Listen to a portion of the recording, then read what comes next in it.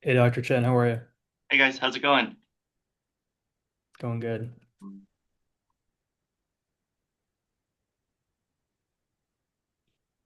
I think you should be able to share your screen. So do you want to Sure. try just to make sure it works? Um, yeah, let me get it going and then um slideshow. I'm gonna share uh, I'm sharing sound as well. Um, it's not letting me choose to optimize for video sharing, so Hmm. we'll just have to see how that works. I mean, we could test it out right now if you Yeah, want to let try it. um some of these uh I'm not sure if you can hear that, but my neighbor in the office next door is like maybe watching a football game or something and Really? screaming at it. So that's what you're hearing. I No. don't think I can hear anything. It should Okay, be the fine. walls are paper thin, so I can hear it. It's a little disturbing actually. That's funny.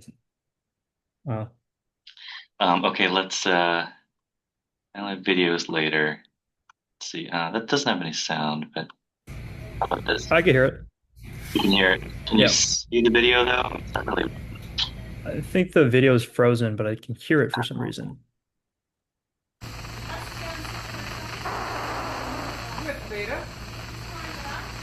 Yeah.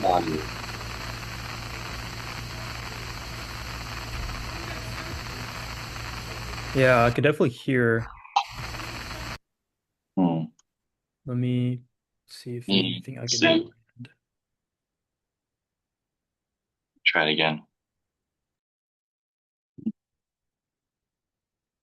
Maybe if I just share the screen.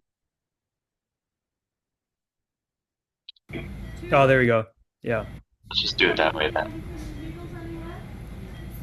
Okay. I All right. think that worked. Yep. Great. Do we have any residents joining us tonight, just so I can Yes. let them So, join? Roosh Joshi, I think, will be joining us. Okay, That's the only one that I know for sure. sure. Okay. Yeah, I'll just keep an eye on the waiting room. Okay. Um, but yeah, I'll get us started. I'll do some like announcements for our group, Okay. and then I can just sort of pass it over to you. Sure. All right, let me.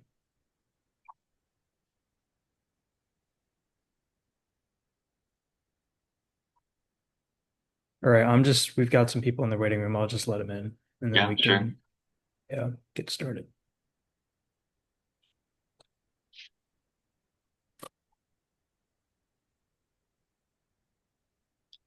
Hi, everyone. Thanks for joining. We're going to give it a couple more minutes to let more folks filter in, and then we can get started.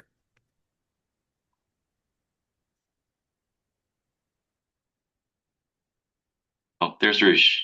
I see him on the list. Hey, Dr. Chen, how are you? Good. How's it going? You made it. I did, yeah. We just Good. wrapped up here in the medical school, so Okay. Awesome. excited to hop on another session.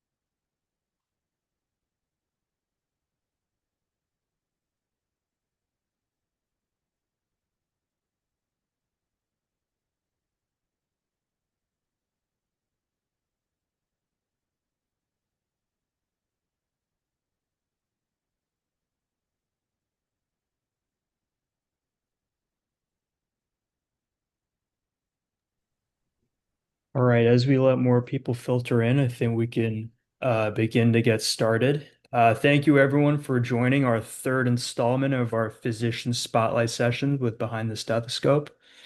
For those of you who are returning, thank you so much. And for those of you who are new, I hope we could keep your interest and have you join more presentations as we do more. I think we have another one coming up in November with plastic surgery. So definitely stay tuned.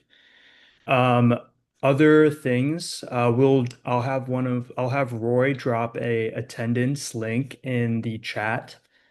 Um, so Roy, you can do that when you have that link, and then you guys can sort of just fill it out as we go through the session. There's a question on there about future sessions, so you can either answer that now or, towards the end of the session, depending on how things go. We'll also be giving everyone who attends a participation certificate, so you can keep an eye on that. That should be in your email at least a week from today's session. As we have more people filtering in, I'd also like to ask if anyone is comfortable, to turn on your camera as we pass on to our presenters. We have a lot of people here and these kind folks are given their time. So if anyone is comfortable turning on their camera, that would be great. And we will end with a Q&A. So if you have any questions or want to follow up with anything that's discussed, there should be ample time for that. We do have more people joining, but with that, I think I will pass over to Dr. Chen. Great. Awesome. Well, looks like we've got a great turnout. Welcome, everybody. My name is Kevin Chen. I'm one of the neurosurgery faculty here at Michigan Medicine. I've been here as a faculty member since 2021. So I've been about 4 years here as faculty. Um, but I've been in Ann Arbor for a while. I did my residency training here from 2011 to 2018. Um, I will give you a bit of background about me during the talk, but I did also manage to rope in one of my residents, Rush Joshi, who is currently a fifth year, which is wild because the time flies. Um, but Rush, go ahead and introduce yourself a bit. Hey everyone, my name is Roosh. Like Dr. Chen mentioned, I am a fifth year neurosurgery resident here at the University of Michigan. I am California born and raised, so I grew up in the Bay Area, and then I was in LA for college and San Diego for medical school. And I have also been here since 2021 now. And fun fact, Dr. Chen actually is my grand chief. So, we may talk about this a little bit later, but in neurosurgery, there's a relationship between the junior resident and their chief resident. And so my chief's chief was Dr. Chen, and we've been here the same amount of time, which is really cool. But happy to be here and be a resource, in any way that I can. We all sat in your guys' seats at one point and, I didn't have, Zoom calls like this to hop onto. So I think you guys are all already well ahead of where I would have been in your shoes. So this is awesome. So thanks, Arvin, for inviting us to join, and I'm looking forward to a great session. Yeah. So I have some slides just to kind of go over things. I'm just going to kind of give a brief overview of what neurosurgery is. And then, but it's informal, so feel free to interrupt and just and Roosh jump in wherever you feel like there's areas where you can add things. So it's been a while since I've been in your guys' shoes and as even a med student or a resident. So Roosh has a bit maybe more of a generational closeness to you guys, but we'll see. So. Like I said, I'm just going to give kind of a brief overview of neurosurgery, maybe give you a taste of what neurosurgery training involves and what life is like in neurosurgery. Um, I have a couple cases, fun, interesting cases to go over, but I do want to save a lot of time for Q&A because that's probably the most important or the biggest thing that you guys are here for. So what is neurosurgery? Well, I'm sure you guys already know what neurosurgery is based on, kind of pop culture. And I can tell you that it is 100% accurate, even the hair and everything. So neurosurgery really is, we consider it just surgical neurology. So it's the surgical treatment of diseases that involve the nervous system. Some might say it's the earliest surgery. So, thousands of years ago, you can find skulls with traphenes or holes cut out of their heads to, release evil spirits. And you'd be surprised some of the things we do today are about the same as what was done back then. It is brain surgery, but it also includes spine surgery and peripheral nerve surgery. So it is basically everything every disease that can be addressed surgically within the nervous system from the head to the limbs. Um, I think one of the things that drew me to neurosurgery and I like about it is it's actually pretty broad. So you might think neurosurgery is like really niche, really specialized, but there's a lot of things that fall under our purview.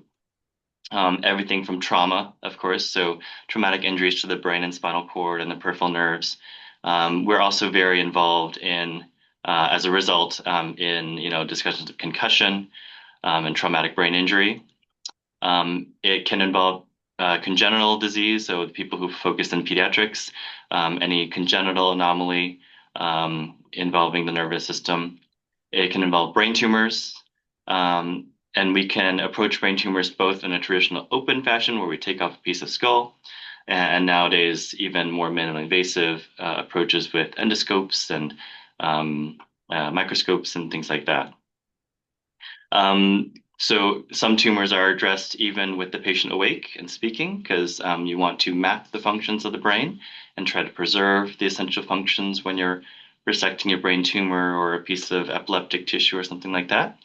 I've always thought that is like the most amazing kind of thing that we do.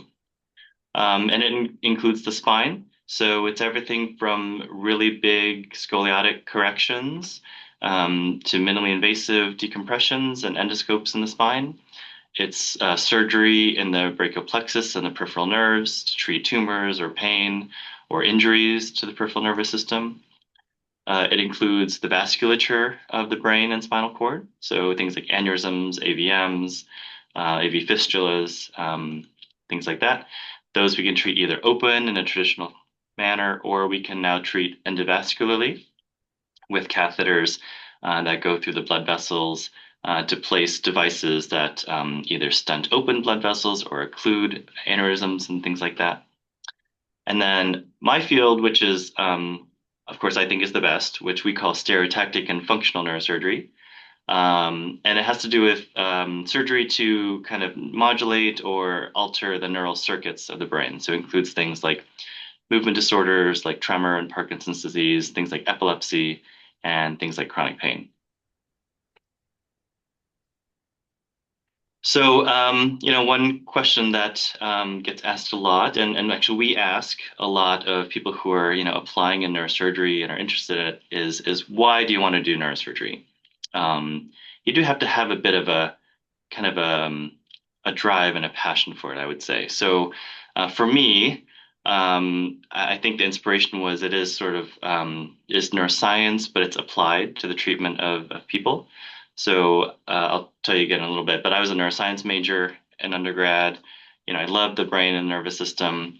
I felt that the brain and the nervous system was what makes us who we are as human beings. We talk about ourselves as the things we like to do, the things we like to eat, the movies we like to watch. Um, we don't really talk about, and even like diseases, people come and say they say they have pain, they have headache, they have weakness. People don't go to the doctor being like, I think my kidney is not working or my liver is a little needs a checkup or things like that. So, it's really what we are as people is the nervous system and sort of the ability to kind of to touch that and make a difference is sort of why I was drawn to neurosurgery. Um, some might also ask, why not neurology or even psychiatry? I mean, that's still neuroscience, right? But in medicine, especially early on in medical school, students tend to differentiate themselves into more medical subspecialties versus surgical subspecialties. And the surgical students, this is a stereotype, but I think tend to kind of like a lot of action, a lot of fast-paced sort of kind of a work. For me, neurosurgery was very concrete. You can see in this scan, probably doesn't take much to tell you where the problem is on the CT scan, right? So you can see a problem. It's very physical, concrete. You can take this patient to the OR, do something with your hands, and then instantly see how they wake up and see how you did. So there's sort of an instant gratification component and like a short time frame. neurosurgery is an area where things matter a lot. You're making big decisions every day. You're making decisions on a quick timeline. Um, and it's also a field that uses a lot of, it's continually evolving. So there's a lot of new techniques, new technology. Even the way neurosurgery is today and the things we treat today is different than what it was like when I was a resident. So you're always learning new things and doing new things. So um, one of the things I love about neurosurgery is the technology that kind of meets our manual dexterity. I realized looking at these pictures that they kind of look AI generated, but I swear they're not. These are real things that we use in the OR. So in the top left, we use robotics and navigation. In the OR now for things like spine surgery and cranial surgery. On the lower left, we use microscopes a lot in the OR. In the middle top there, that's an intraoperative MRI scanner. So we can bring the MRI into the operating room and scan our patients as, in the middle of our surgeries. And then on the bottom middle, that's a fluoroscopy, biplane fluoroscopy unit. So you can sort of take X-rays in 2 dimensions and rotate them around and take 3-dimensional X-rays during your procedures. And it's everything from very minimal surgeries, from like sewing together very small nerves, to really maximally invasive surgeries where we're implanting electrodes over the entire surface of the brain. So, I think I find that really rewarding, and it's continually changing. And as new understanding comes out and new technology comes out, our field keeps up with that. So a bit of training and life in neurosurgery. A bit about me. This is a picture of me when I was in your shoes, which is like an amazing picture. But when we were going out and teaching like elementary school kids about the brain, and this is me in the OR doing deep brain stimulation cases with my residents. Um, how to get there? So, I did my undergraduate use training in 4 years. I went straight through into medical school and 4 years of medical school. Um, these days it seems like there's more and more people taking gap years and things like that. So factor that into your math. Residency is at least 6. Most programs are 7 years these days. I did Fellowships are 1 or 2 years. I did 1 year of fellowship at Stanford. Um, so add that up, and that's a lot of training, and you end up um, sacrificing your 20s for your career, I would say. But it's rewarding and it's fun along the way. Um, so what is a day in the life like? I'll give you kind of Dr. an Chen. overview. Roosh, you can tell me if it's real or not. Yeah, I just have one quick Yeah. comment I wanted to make on that last slide.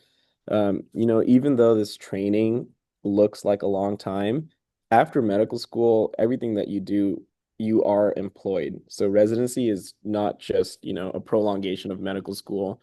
You are actually employed by the hospital as a resident. So you are salaried, you are receive that's going to be the first paycheck that you receive.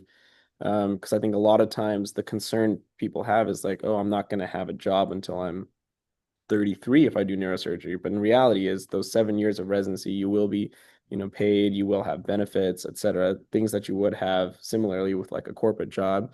But you are learning how to be a neurosurgeon, how to be a good, safe, effective neurosurgeon. So from that regard, not just neurosurgery, but really medicine in general is kind of a lifelong learning that you're signing up for. Dr. Chen touched on it. Like the technology is continually evolving. I think, in our generations and subsequent generations, we're so facile now with different technologies and how, things come out every few years that it actually really lends itself to being successful in a field like any sort of surgical discipline because you can pick up these new technologies so much faster than maybe, people who trained 20, 30 years ago. So that is a really cool component. But yeah, I just wanted to toss that out in case people were concerned about that. And I also will say about this timeline, people say you're doing neurosurgery or you did, and people are like, oh, that's so long. Yeah. But actually, compared to other fields, it's not really that long. So let's say you want to do, a subspecialty in cardiology. Um, that's that after medical school, that's 3 years of internal medicine at least. But you have to do a cardiology fellowship, which is about 3 years added on top of that. If you're going to do a subspecialty in cardiology, you're going to do an additional fellowship after that. That might be 1 or 2 years. So that's already longer than neurosurgical training. There's people who do like, cardiac surgery or pediatric cardiac surgery that do general surgery that might be 7 years long, plus a cardiac surgery fellowship, plus pediatric cardiology surgery fellowship. It's not the longest training.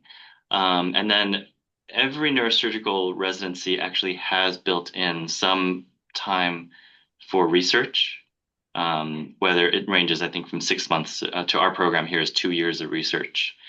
So the actual amount of clinical training is not too long compared to other subspecialties in surgery or even medical subspecialties. So just keep that in mind. If you're thinking that's a barrier, I don't think it's the as big of a barrier as you might think. Mhm. Okay, so what's life like as a resident? Well, you wake up really early. I can tell you that. You wake up, you make it into the hospital. You're going to see a bunch of patients, kind of covering the patients of many attendings. You're going to see them, examine them. We in neurosurgery care very much about the neurological exam, because that is one of the main things we base our decision making on is how the patient is doing neurologically. The team kind of meets all together at 6:30. This is here at U of M. It can differ depending on the institution, but here at U of M, everyone gathers at 6:30 to sort of run the list. We sort of talk to the chiefs, and the chiefs make sure that everyone has a good plan and that they are sort of guiding everyone and they know what's going on. The residents sort of run the plans by the faculty to make sure that they agree, or like the faculty will make adjustments or ask questions during that time. So each resident might see between 10 to 30 patients in that time. You got to do all that before the OR starts at 7:30.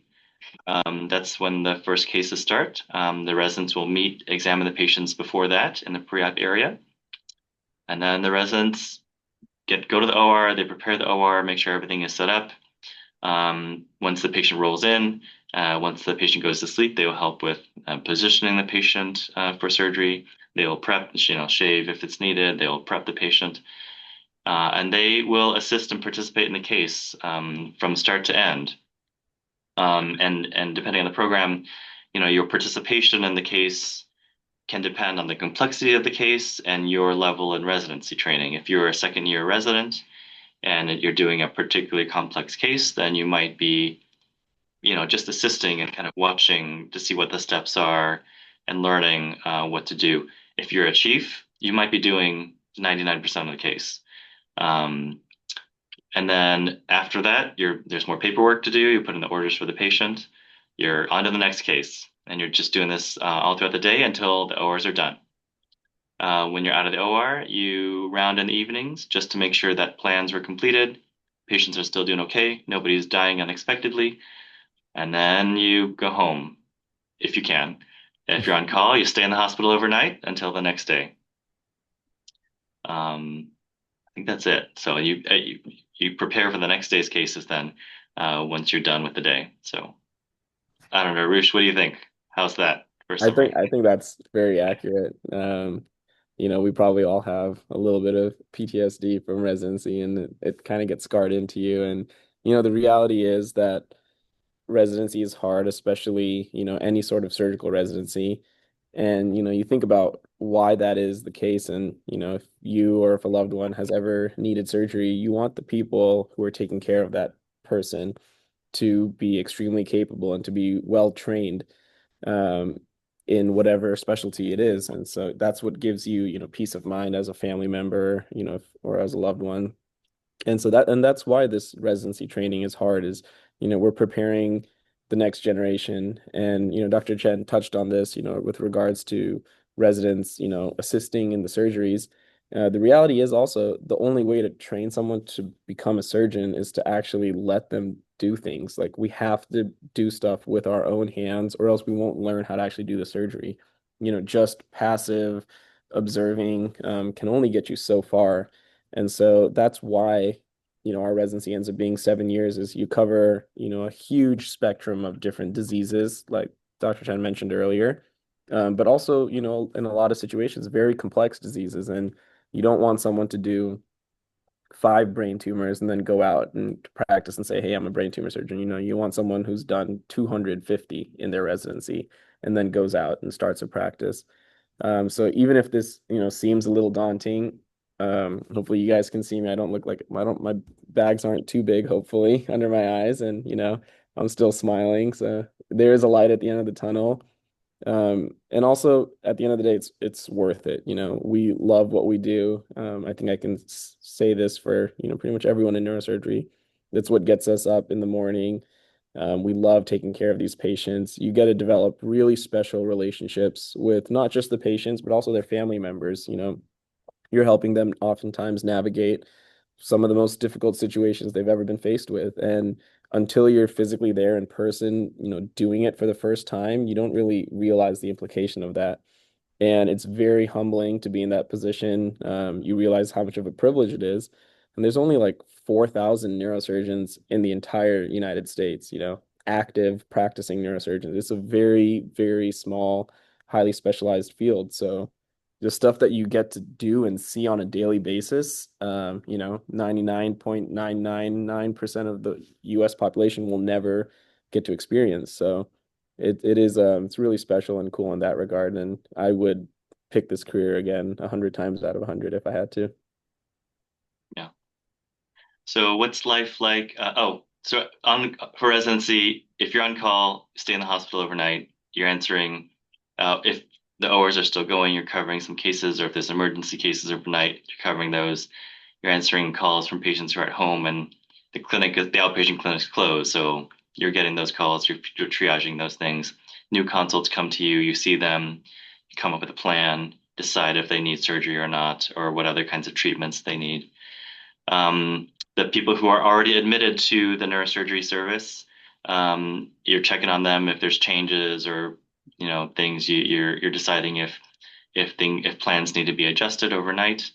There's at a place like Michigan, other hospitals are seeking to transfer their patients to us for more advanced care, or if they don't even have neurosurgeons, they might need to transfer their patients to us.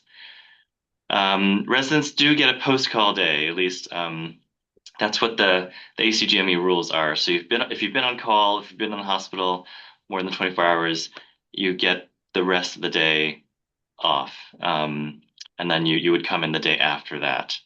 So everyone has a bit of their own post-call ritual. Most of it involves a lot of sleeping, but you do have that. So, Yeah. what's life like as an attending? So it's easier, I'll tell you, as an attending. So um, if you are on call, you roll in at 6:30. The residents have done a lot of the work for you. You round down your inpatients. You only see, at least here in Michigan, you only see the patients that you yourself are responsible for. But we have a faculty of about 18 clinical faculty, so everyone is responsible for only their own patients. You show up to the OR when it starts at 7:30, or if you're not in the OR that day, you're in clinic, you're in outpatient clinic, so seeing patients, sort of assessing whether or not they need surgery or follow-ups after surgery, things like that. People ask a lot about how long your cases are. It's a tough one to answer, I would say. It varies a lot, and somewhat dependent on your subspecialty. I would say like the shortest cases, I don't know, maybe an hour, right, Roosh, for like say a battery change or like a carpal tunnel or something like that. Mhm. I'd say the very rough average would be maybe 4 to 8 hours for a standard case. Yeah. But there are longer cases that go for 10, 12 hours, really, really complex cases that run more than 12 hours overnight. Rarely, maybe like once or twice a year, we have a case that runs 24 hours. Um, but yeah, those take a bit of prepping for. Um, and then so again, I put a lot of question marks here because one of the things about neurosurgery is that the end of your day is a little bit uncertain. Um, Clinic, might end when the clinic closes around like 4 or 5. But if you're in the OR and your case just goes long, you've got some complication or like things just take longer than expected, it's going to drag out.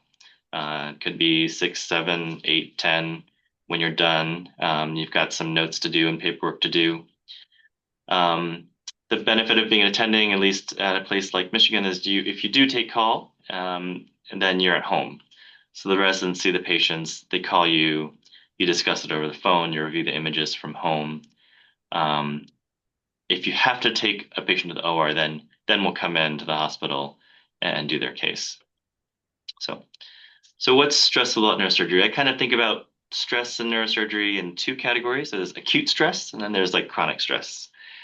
So acute stress is kind of the things that happen like on a day-to-day basis. So like a lot of our cases are emergencies. So bleeds in the brain, strokes, um, traumas, things where you have to like really assess the situation really quickly, maybe with incomplete information, and you've got to make a decision. Um, and then you've got to, at the same time, in a sensitive way, coax a family through making a decision, whether it's to do surgery or not, give them a prognosis. Are they gonna, if you don't do surgery, are they gonna die? If they do surgery, are they gonna be a vegetable? You know, those sorts of discussions within like minutes. Um, and then sometimes it's hard to break bad news when the tumor is a malignant tumor or it's a pediatric case and they've got a tumor or something that's not curable or surgery is not going to help.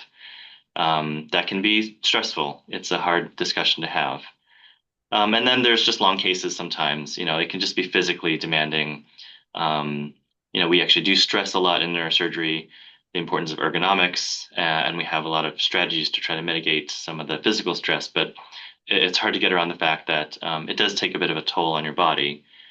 Um, then there's chronic stress, so fatigue of if you do, you know, we do work longer hours, that can build up over time. One of the things that can be tough to deal with is that not all of our outcomes are great. So one of the things about neurosurgery is that I tend to tell people we have like the highest highs, but the lowest lows. So um, people who, you know, we try our best, but they say never wake up from an injury, you know, malignant tumors that we couldn't get all of, or tumors that come back, um, even complications during surgery that result in an effect on these things that, like I said, affect their sense of being a human, whether it's movement or consciousness or memory or vision.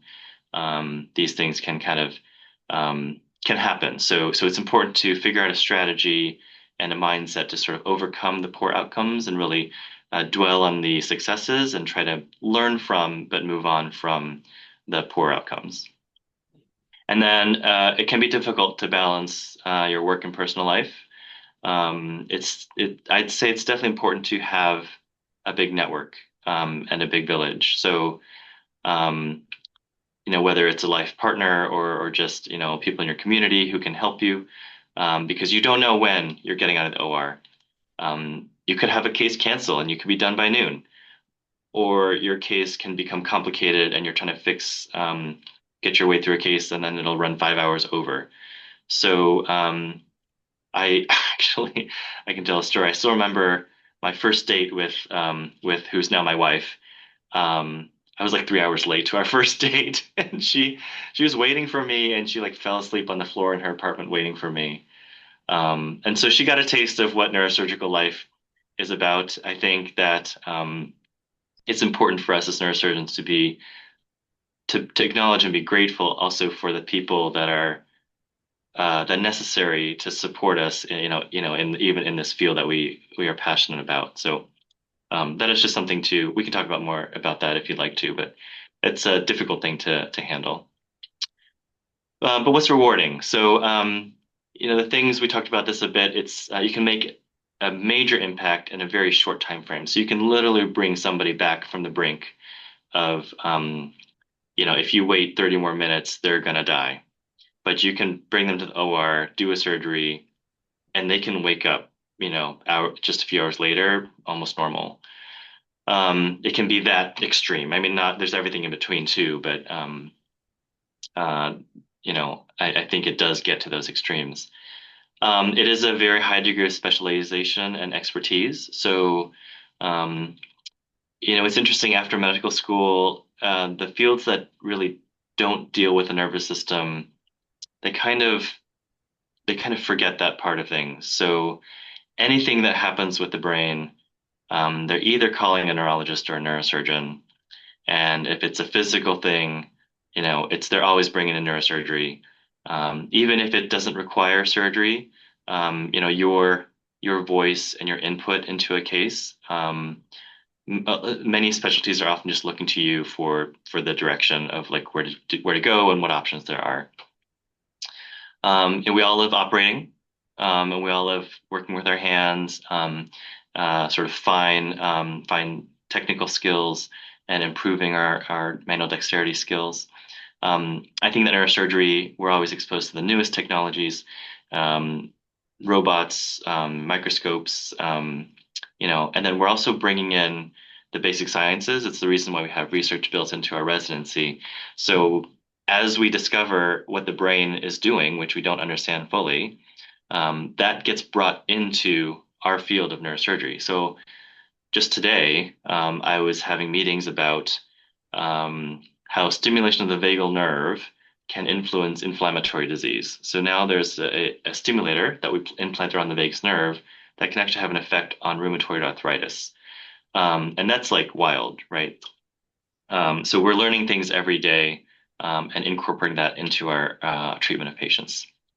So similarly, we're applying neuroscience. We do contribute to the research, and I think it's a real privilege to behold and touch the human brain. Um, and ultimately, it's about treating our patients, improving their quality of life. So, Rush, any input on that aspect? No, I think you definitely hit all the major points, and I spoke about it briefly before too. It's a really unique, special, humbling privilege that we get to be a part of. Um, Seeing the most intricate, complex parts of the human body, the anatomy of the brain, I think is the most unique and also the most complex of any part in the body. Obviously the anatomy of like your abdomen or your chest is also very intricate, but with the brain, it's all compressed into such a small area, and that's why so much of our surgery is microscopic. And at the end of the day, it's like that's the brain. This is the seat of like what makes you who you are, and like the seat of our humanity. So it's just really cool to be able to work in that space. But at the end of the day, we everything we do is for our patients. We have the best patients, they're so grateful, whether or not there is something that you can do just to have someone in their corner to walk them through these tough situations. Um, and then, on the I guess more like personal side, like you get to work with really cool technologies also. And it's only going to continue to advance. So many of the organs of the human body, I think we've mostly figured out. There's not a whole lot left about the heart to figure out, or the kidneys or the lungs. We've pretty much solved those problems in medicine, but we're really just touching, the tip of the iceberg with the brain as far as what we know and what we still don't know, more importantly, and what we can do to try and help in that regard. In your life, in your guys' lifetime and careers, if you go into neurosurgery, you're gonna very realistically see the implantation of like Neuralink and other sort of, like bionic upgrades. And who's gonna be doing that stuff? It's gonna be neurosurgeons. We're the only ones trained to work with in that capacity. So I think the frontier is always exciting and innovative, and that's one of the really cool, unique aspects of neurosurgery. All right. Well, let's just get to some fun cases. I have two clinical cases just so we don't like spend too much time, but then we can open up to questions. But I'm going to run it a little bit how we might talk about a case clinically. Like we start with the history, and then I might do it the way we do our oral boards, where like I'll have you guys sort of talk me through the case. So our first case, it's a 25-year-old male. He's coming into the ER. He fell off his ladder while working on his roof. He's brought into the ER. So if there's anyone brave enough to volunteer, if you're the neurosurgeon, you get called into the ER. what are the kind of things you might want to know?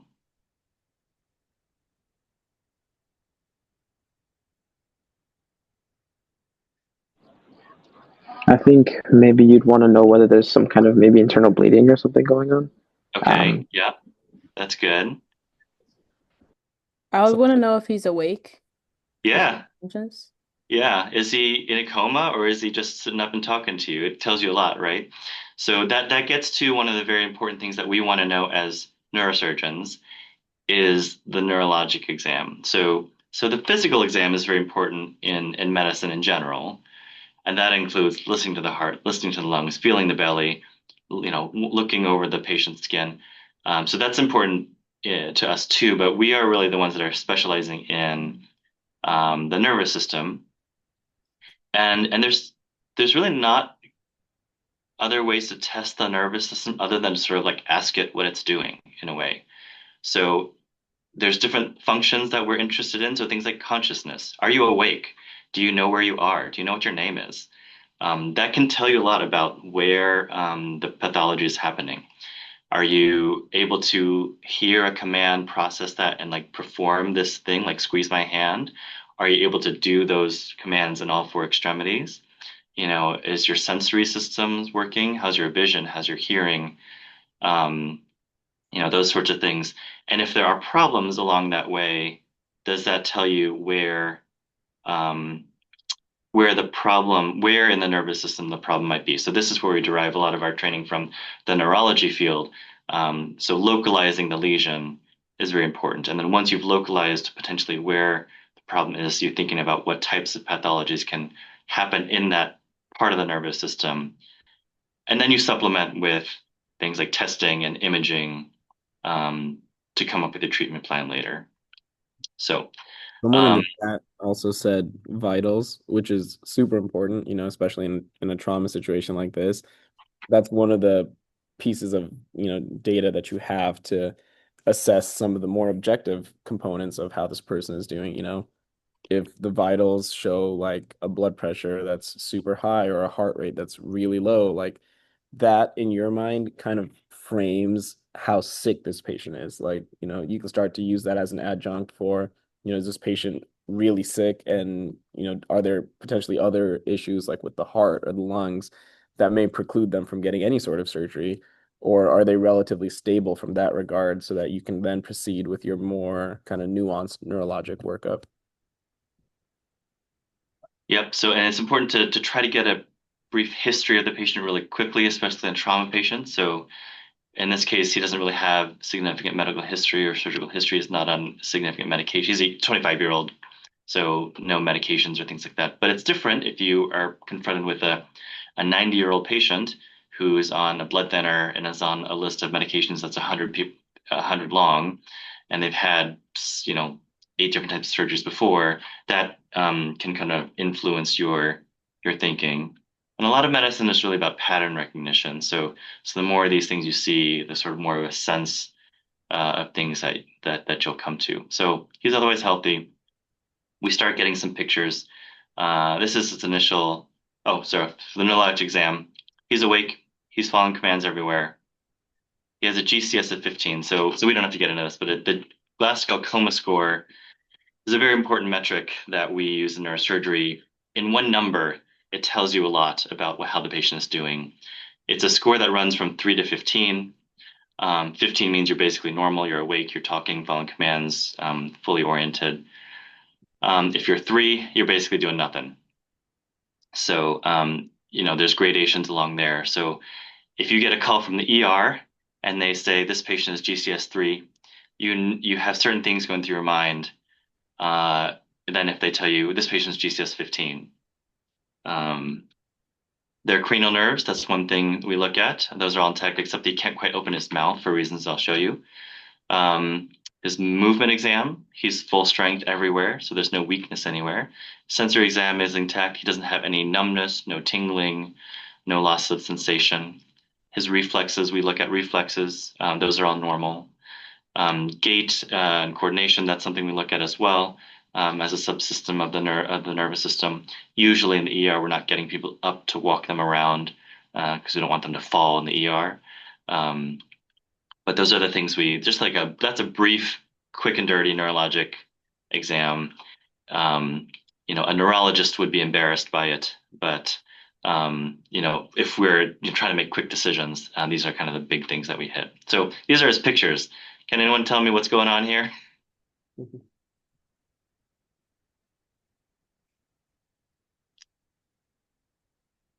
There's something that shouldn't be there, right? Is that a So I'll tell you, nail? he was working on his roof with a nail gun, and he fell off his ladder and the nail gun hit him in the cheek here and fired a nail up into his cheek.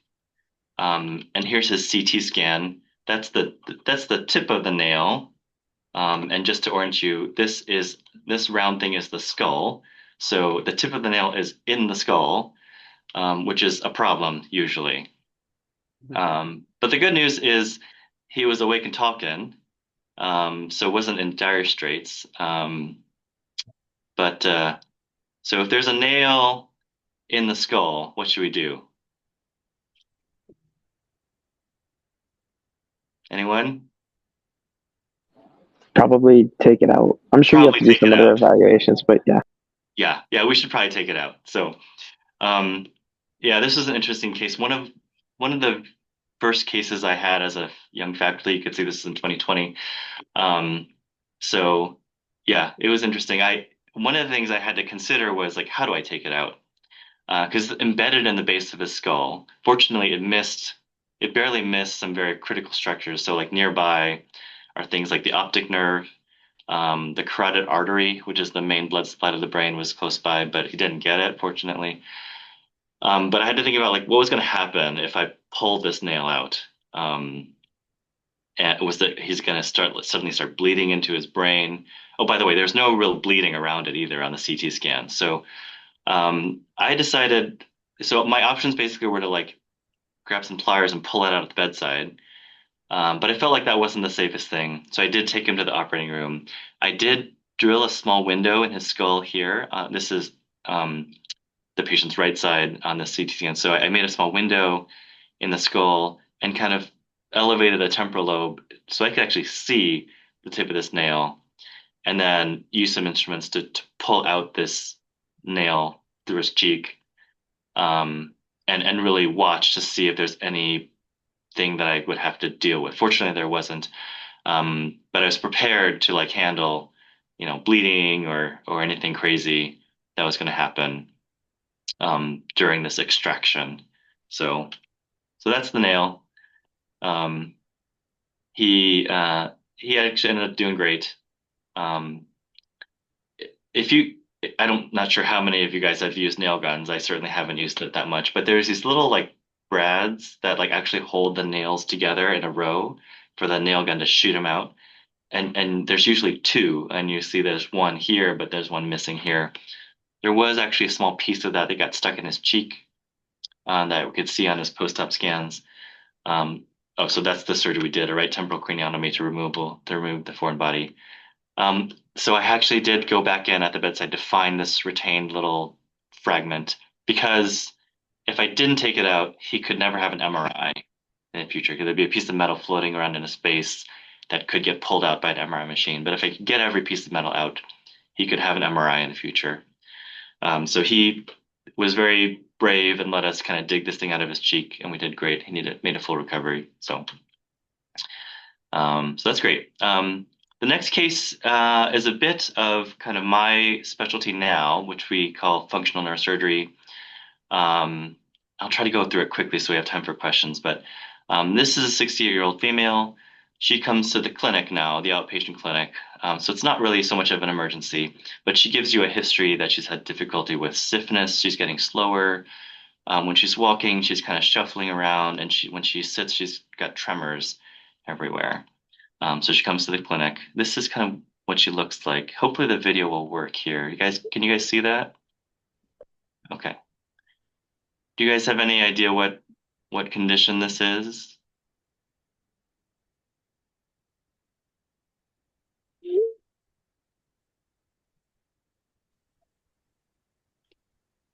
Parkinson's?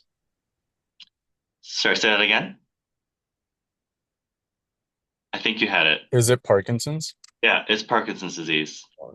So Parkinson's disease is defined by three major movement problems. So slowness, stiffness, and tremor. There's an entire list and constellation of other things that happen with Parkinson's disease as well. But those are kind of the cardinal features. This lady has tried all kinds of medications that haven't been working. So one option that we can do is deep brain stimulation. Deep brain stimulation is a procedure where we actually place very small electrodes in very specific subnucleus of the brain, and we use electrical stimulation to modify the movement circuits and help reduce some of these movement symptoms of Parkinson's disease. And I use this case just to give you a bit of a taste of what happens in the OR. These are available on YouTube. These are videos out of Stanford.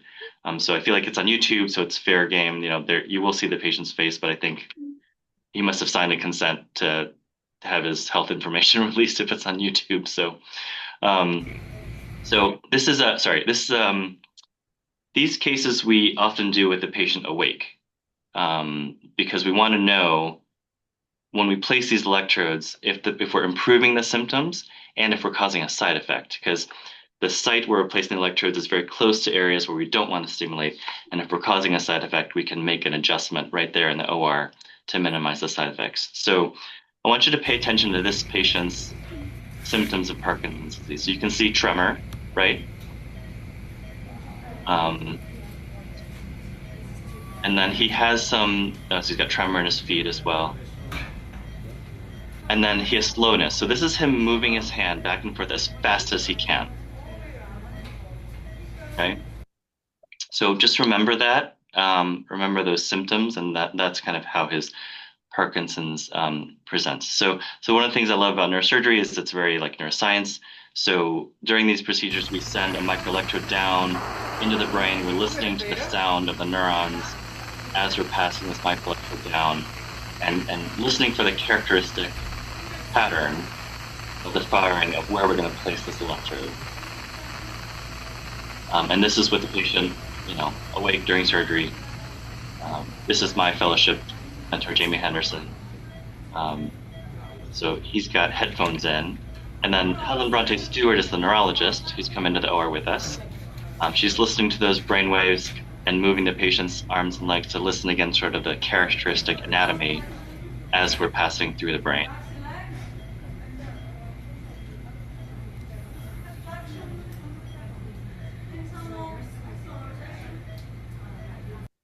So now we've kind of mapped that region of the brain where we're interested in. That allows us to really precisely place the electrodes.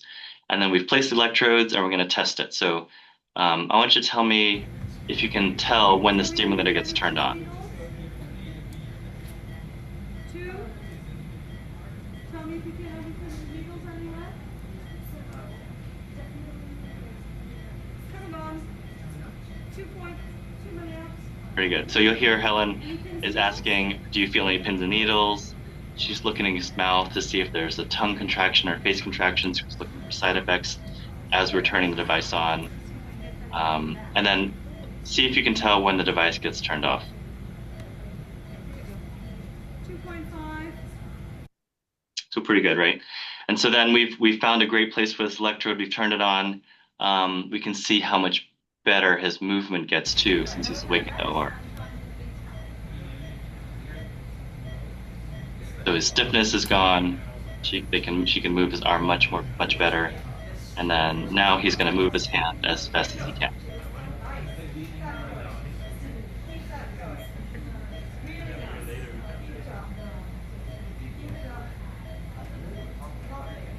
So pretty satisfying. I mean, that's the epitome of instant gratification, right?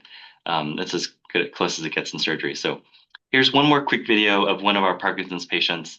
You guys might be too young to remember this show, but there used to be this kind of daytime talk show called The Doctors, where they would sort of talk about medical things.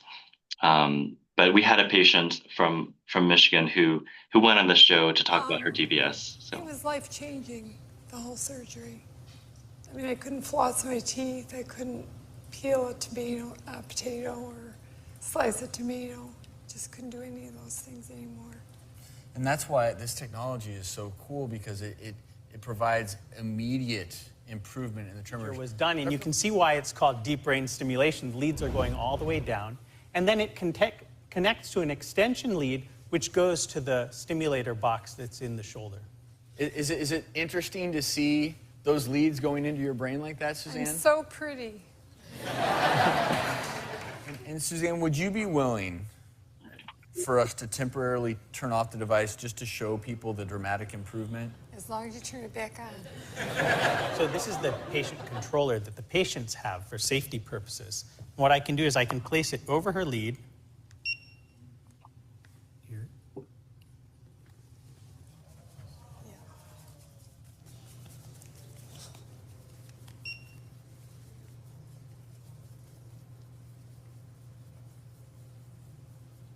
Can you feel that change, Suzanne? As promised. Oh, yeah.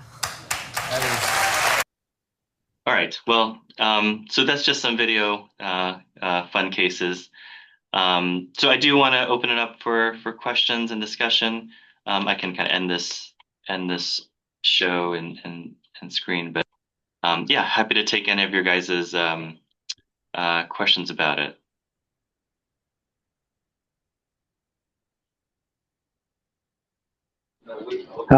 So I've done a little bit of research, and I know that you do a lot of DBS work with Dr. Patel at the medical school. Mhm. Can I ask how you got into that? So I guess I can give you a broad overview. So there's I actually forgot to mention this. There's actually kind of like 5 main subspecialties in neurosurgery, and I think people have different variations, but the main specialties are tumors, vascular, um, uh, spine, and then there's pediatrics, which is like everything and more in kids. So tumors, vascular, spine, and congenital disease in kids. And then there's the other kind of off field is what we call stereotactic and functional neurosurgery. So that's the field that I'm involved in. And I like to define it as a field that handles like diseases of neural circuits. And our procedures either lesion or cut or use electricity and implants to modulate diseased circuits. So whether it's movement disorders or epilepsy or pain circuits, we're trying to restore those circuits to normal function. And it's because of the results like that in the OR and the outcomes from like the Parkinson's and tremor patients that I just found it very rewarding. It's very focused on function, what people do in their day-to-day lives and quality of life. So I really like that. And I think if once you start a neurosurgery residency, you're exposed to everything, and you can decide, if you want to subspecialize. And so I chose to subspecialize in functional neurosurgery. I chose to do an additional year of fellowship, clinical training in functional neurosurgery. In neurosurgery, those fellowships are mostly optional, except if you're doing pediatrics. At least that's how it is right now. So you could finish residency if you have enough exposure to functional neurosurgery and just go out and practice that if you feel comfortable with it too. So yeah, that is one of the things about neurosurgery is like the residency training is so broad that most graduates come out feeling pretty well trained in doing almost anything if you really like, get a good exposure to it during residency training. Thank you. I appreciate it. Yeah. Mm-hmm.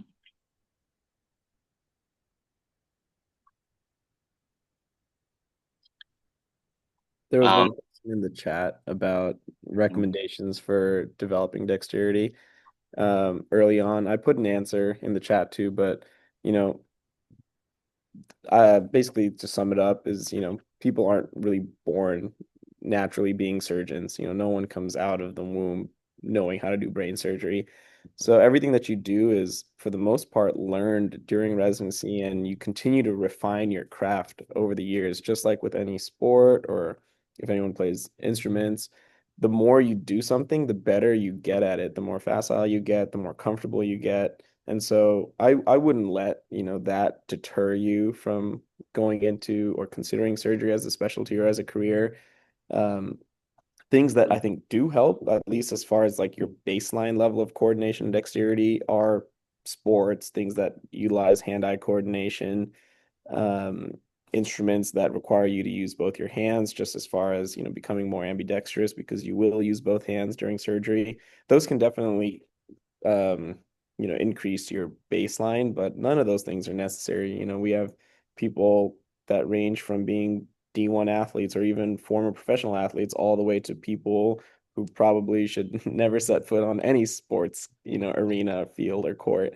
Um, all who end up being perfectly good, capable, excellent surgeons. Yeah, that Thank is you. the goal of residency training is to teach you how um, to operate and have those motor skills. I think unless you have like a frank tremor, which rarely people do, um, then I think it can be taught. Yeah, Then you get DBS and then join right. residency. There's one question about student loans. I don't know, Rich, you might be able to answer this. Um, Yeah. so as far as I remember, so yeah, so like Rush said, you will start collecting a salary when you're a resident. It's not the world's largest salary, especially considering the number of hours you're working, but it is depending on the program you're going to, something that at least is um, a livable salary. Um, I think for like at least most government loans, like if you're in residency training, you can just pay like the minimum, right?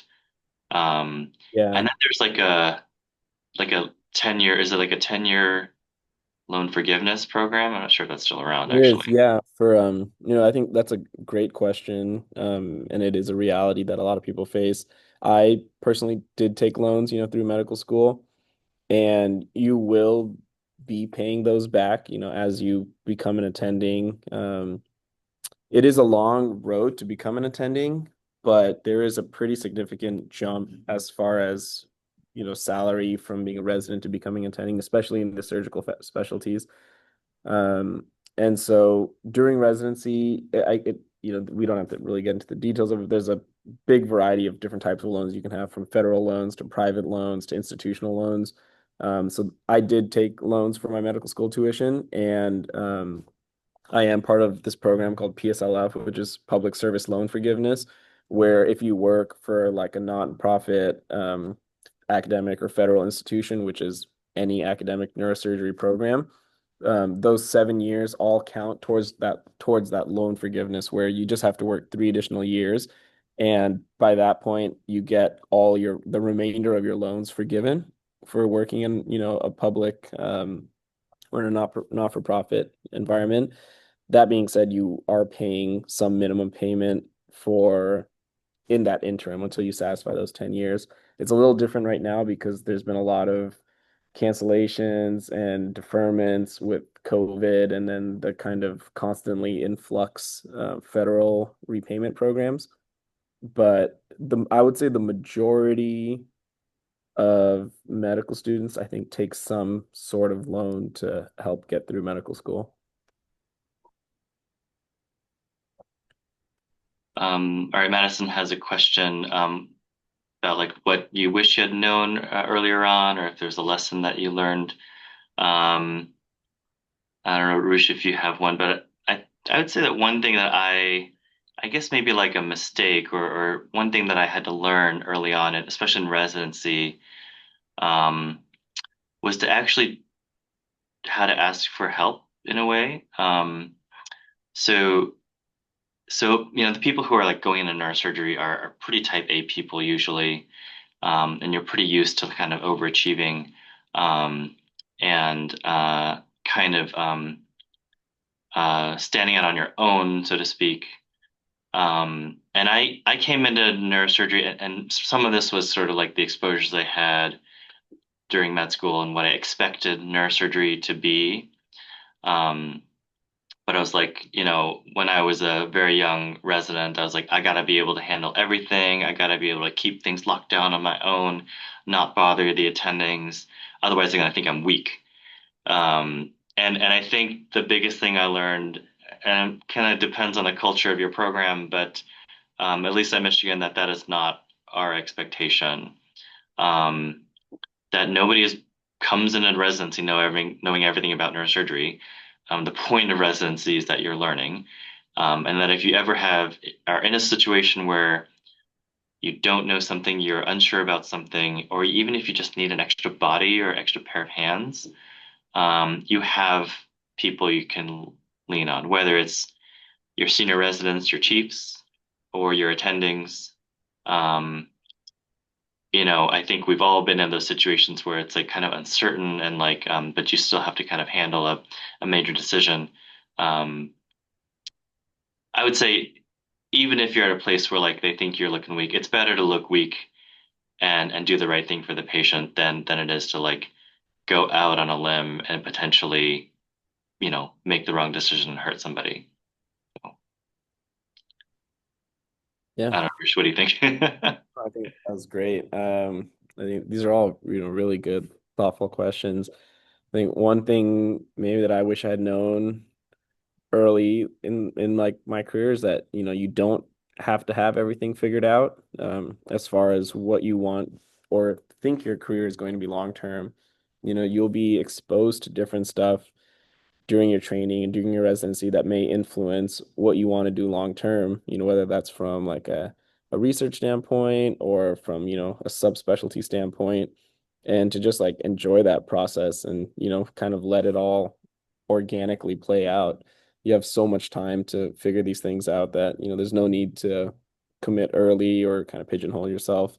And I think that's something that in this day and age that we may get a little bit too caught up on, people coming into residency knowing exactly what they want to do. And there's a whole, world out there. And then I think as far as like most memorable lessons, um, I think and especially in residency, I've like really learned to kind of count my blessings and be grateful for everything that we do have, especially things like our health. Um, you never get used to, seeing people in really sick, really kind of life-threatening situations. You just learn to kind of compartmentalize it and process it faster because you know that there's other things that could be coming in through the door right after that.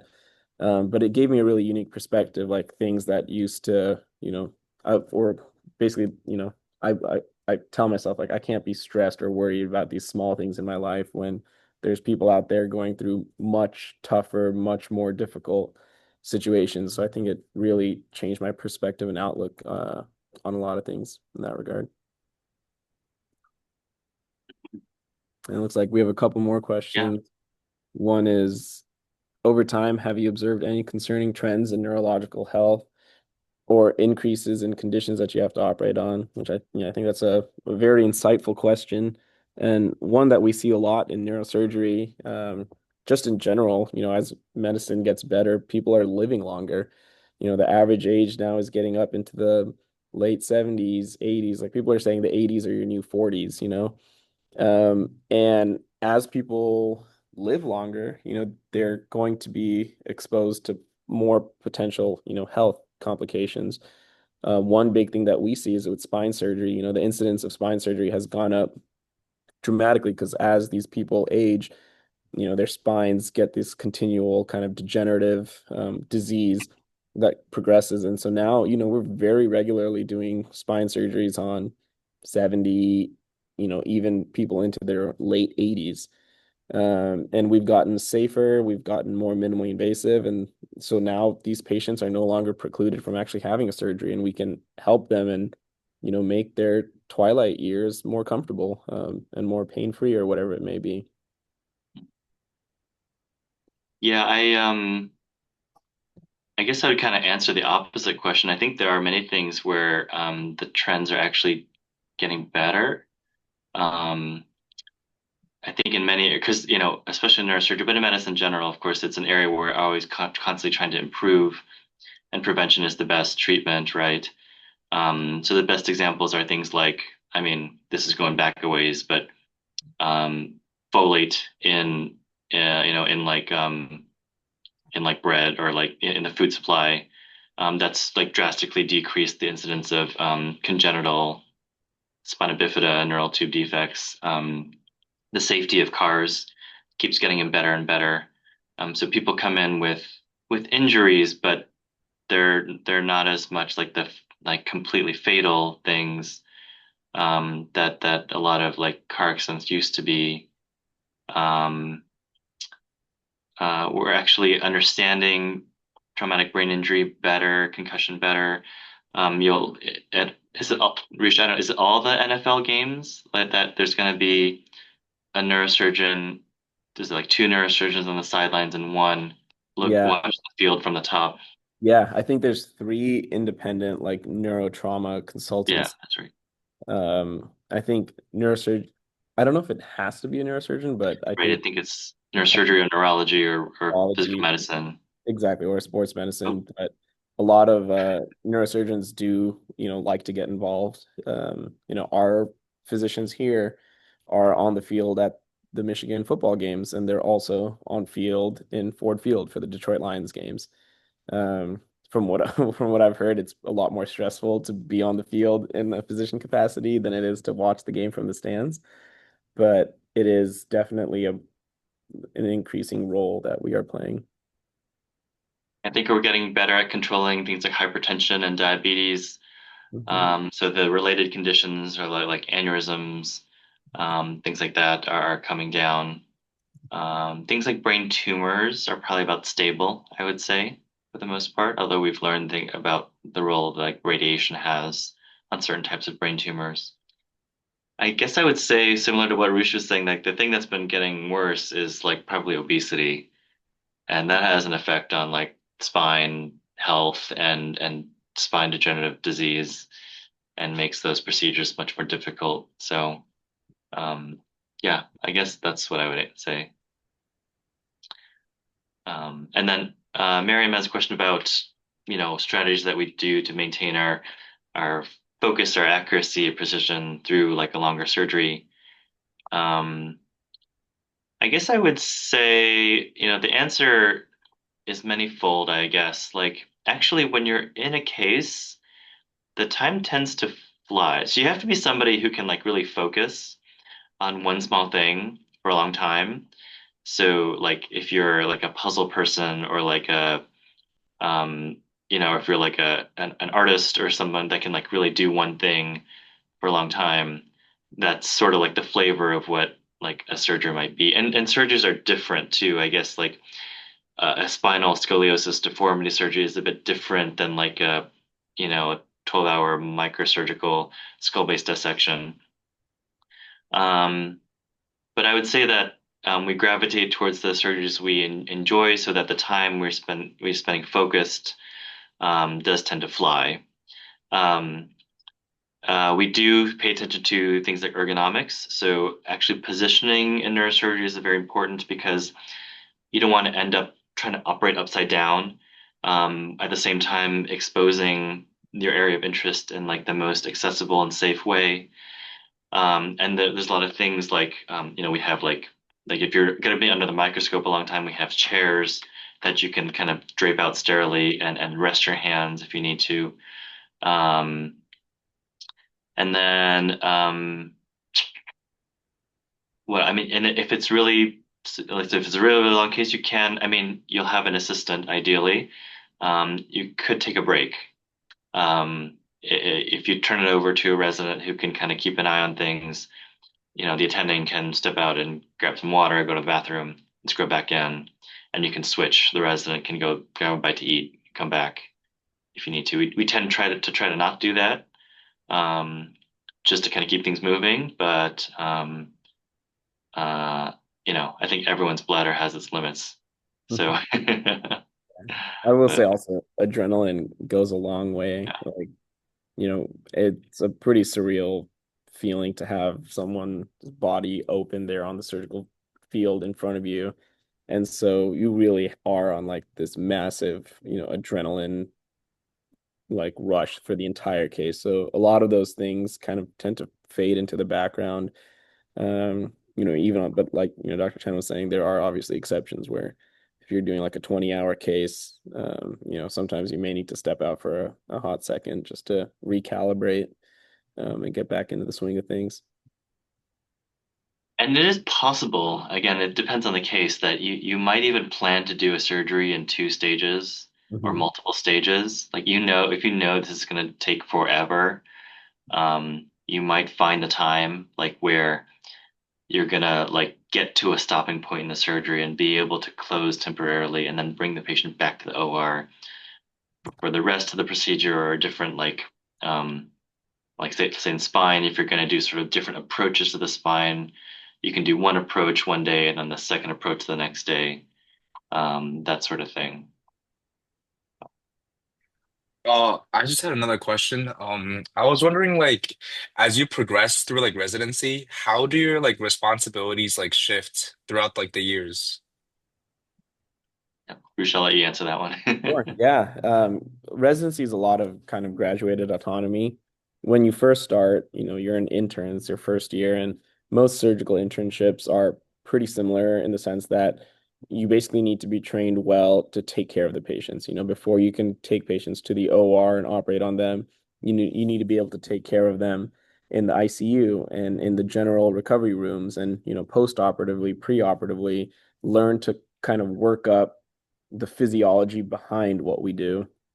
And then as you progress through residency, your junior residency years are usually like your 2, 3, and 4 years. And then for us, senior residency is kind of 5 and 6, and then chief residency 7.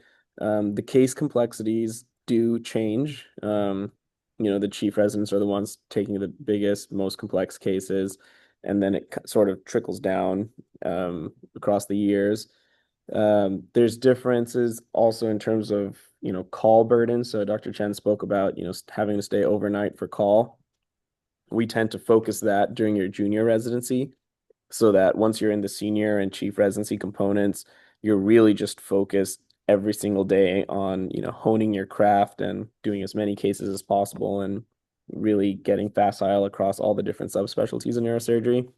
And I think what changes the most really is like where that responsibility is allocated. So when you're a junior resident, you're in the trenches, you're seeing new patients in the emergency room, you're seeing the traumas, deciding who needs to go to surgery. Whereas as you get older and older, you start managing larger services. So now you're responsible for a larger number of patients. Or when you're a chief resident, not only are you managing the entire service, but you're also kind of effectively running it administratively. So you're assigning residents to different ORs every single day and making sure all the attendings have a resident assistant covering their case.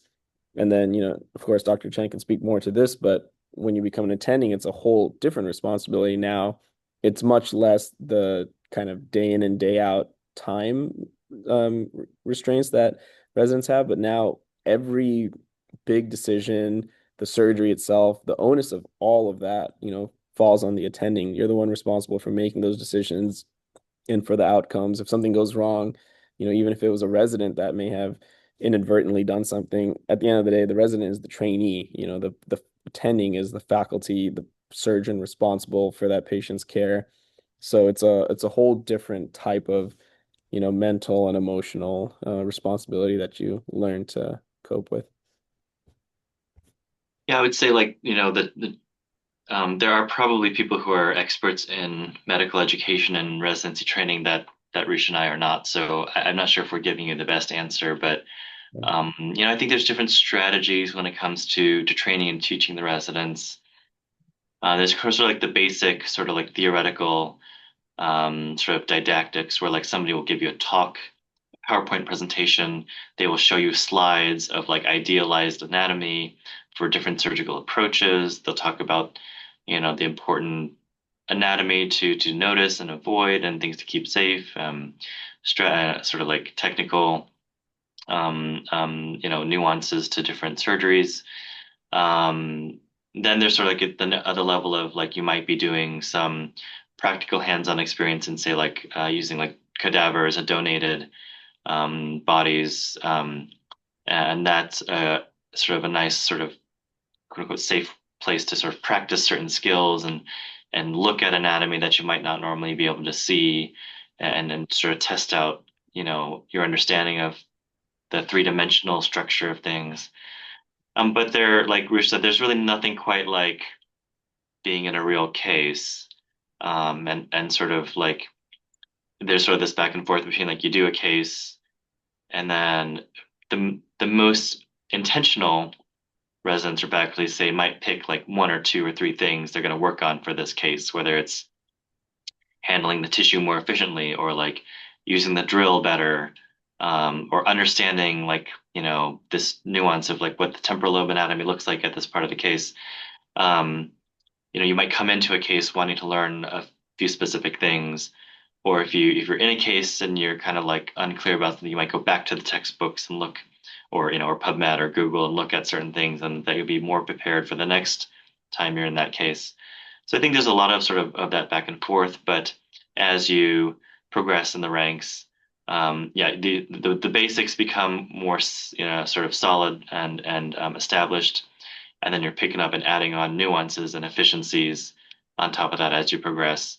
And even as an attending, we talked about our field continually advances. So our faculty are learning new things too. Like we're going to courses, we're learning how to use the robots. We never used endoscopes in spine surgery when I was a resident. So the people who are doing that, they're going to courses and they're learning how and getting better over time, learning how to use endoscopes in spine. In functional, we're learning how to use focused ultrasound instead of deep brain stimulation. We didn't have that when I was a resident. Whether it's the new devices that come out in endovascular, you got to be open to learning, picking up new things, even as you're getting older, like I am. So Thank you. yeah. If we don't have any other questions, in the interest of everyone's time, I think we'll begin to wrap up. Thank you so much, Dr. Chen and Dr. Joshi, for your time and everyone for attending on a Wednesday evening. Everyone who's been here and filled out the form, we will, count your attendance. We'll get your certificate sent out. But yeah, thank you so much, guys. Thank you so much. Thanks so much for having us. See you guys. Take care and good luck, everybody. Thank you. Thank you, Dr. Chen. Thank you.